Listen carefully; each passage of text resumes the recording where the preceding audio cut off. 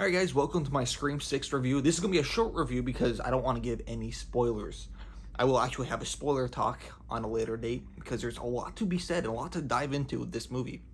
I think more than probably the last movie.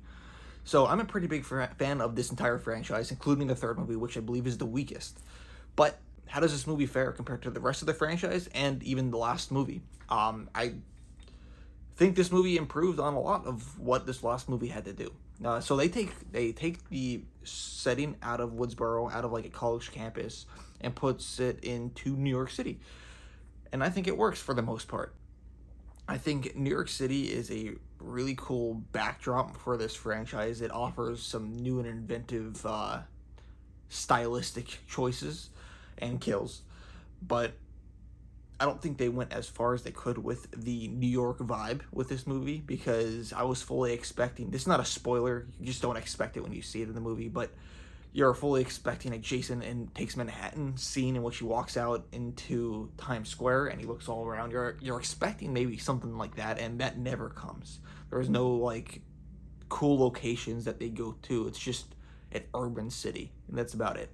Other than that, they did a really good job, and I didn't fully notice that didn't feel left out of the film until afterward I started thinking about it. The characters, I think, are handled much better in this film. I think Sam and Jenna Ortega's character are done very well, including the two twins, which I didn't care for in the last movie. I liked them a lot in this movie, especially the brother. I thought he was great.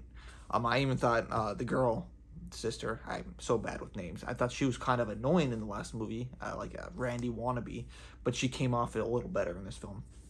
The new characters they introduced were pretty good. However, when we get to the legacy characters, Neve Campbell's not in this movie.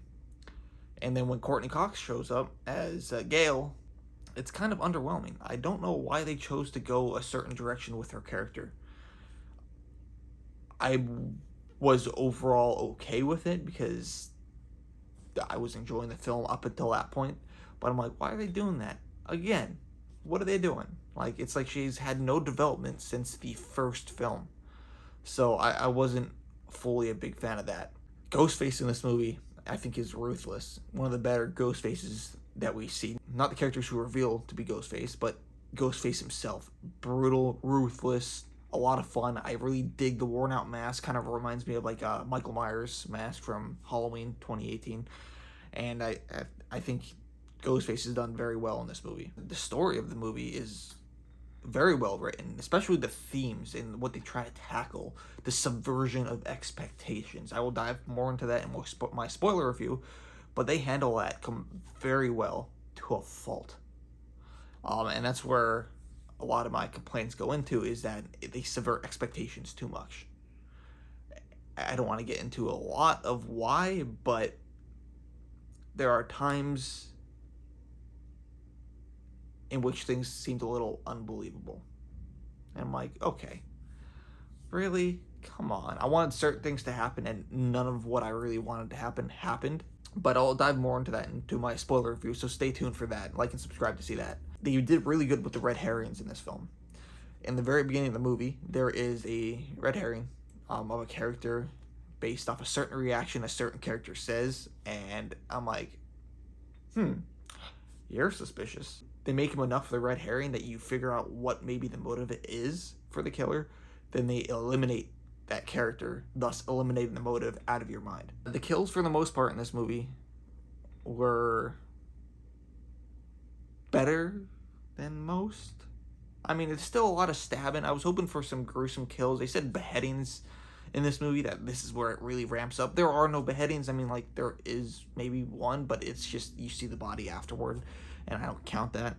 But it's a lot of stabbings, and there was brutality to the stabbings. It seemed a lot more personal, but I was hoping for a little more. And there's some really good suspense in this scene, specifically two scenes. Not a spoiler, but I'm going to tell you now which two scenes. The train scene has some good suspense, and the grocery store scene.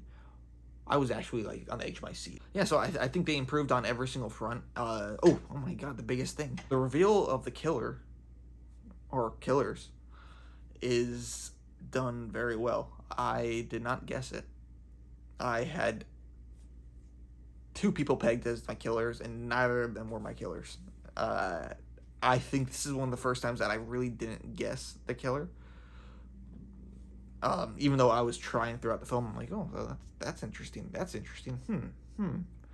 I thought there was one ballsy move. I had an idea, but it kind of faded away, and then it makes more sense at the end. Yeah, no, I thought the killer reveal was done very well. I was actually surprised. I'm like, well, he's the killer. I'm like, okay, that's not too crazy. Then I'm like, oh, that's crazy. Okay, that's pretty cool. I actually think it was a pretty big surprise, and I don't think many people will see it coming because they hide it very well. And I think the meta commentary on requel sequels, which is kind of weird, is a lot of fun. And again, that entire little expositional monologue scene in which she's talking about the rules of a franchise, which comes off as a little cheesy at first, but then you start to see everything that's within that dialogue come out throughout the movie, and it tells you how the movie's going to go, but you don't really see it at first. You don't really guess it at first. At least I didn't.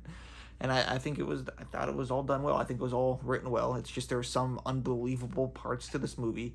The subversion of expectation went to a little too far for me, and it kind of pissed me off at the end. Yeah, so it was just that. Those are the two big faults of this movie. The subversion of expectations to a fault, and, well, the kills weren't as gnarly as I'd hoped. And there was just some certain situations in which there was character decisions in which I was like, why did you do that? Like, it came off as a little dumb, but I was able to overlook those for the most part. So I have to give this movie a rating. I definitely think this movie is probably a B, maybe B plus. I'm gonna go see this again on Saturday and in a couple days, and I'll let you guys know if that changes. But right now I'm gonna give it a B. Keep it fair. It's a solid B. I think it's better than last year's film, Scream 5. I think it's just written better, it was handled better, and even though there was these faults throughout the movie, they could be easily improved upon. It could have been easily improved upon in this movie, and it might have even made it an A minus. But next year, or whenever Scream 7 were to come out, I have full faith in the writers and directors of this film to be able to tell a very good story that is thematically attuned to this franchise. I think they know how to tell a very good whodunit story after this film.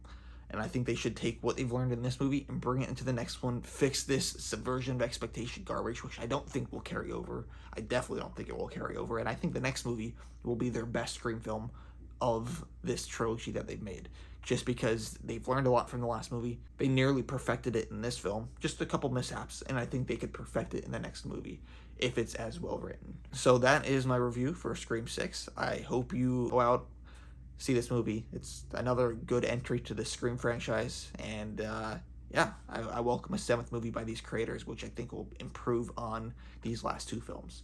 So yeah, I'll see you guys next time, and stay tuned for my spoiler review. Farewell.